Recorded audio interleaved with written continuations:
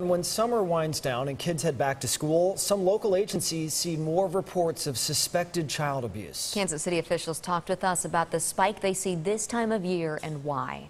Child abuse is a reality in Kansas City.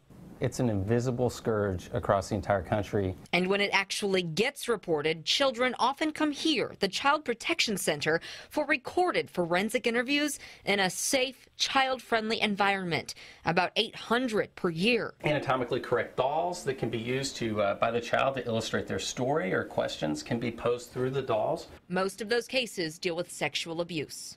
I think child sexual abuse is a hidden problem. It's something that we don't like to think about. Teachers are an invaluable asset in the fight against child abuse. So much so that back to school is one of their busiest times.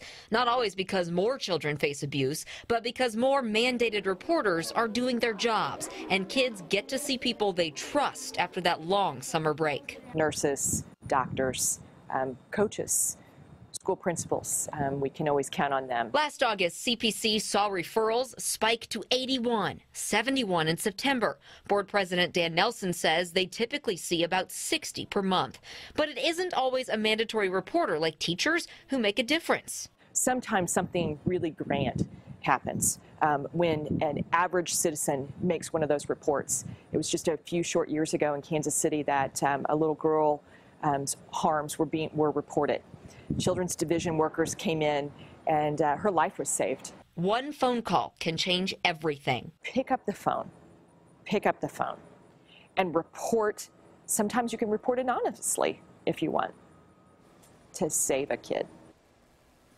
Child Protection Center also sees a spike in reports after winter break and in April, which is Child Abuse Awareness Month. The Jackson County prosecutor points out there's no risk in reporting your suspicion. It doesn't always mean that a parent will end up in handcuffs. They might simply get help, or they can just look further into the situation. We have the number to report if you do suspect a child is being harmed. That's at kshb.com.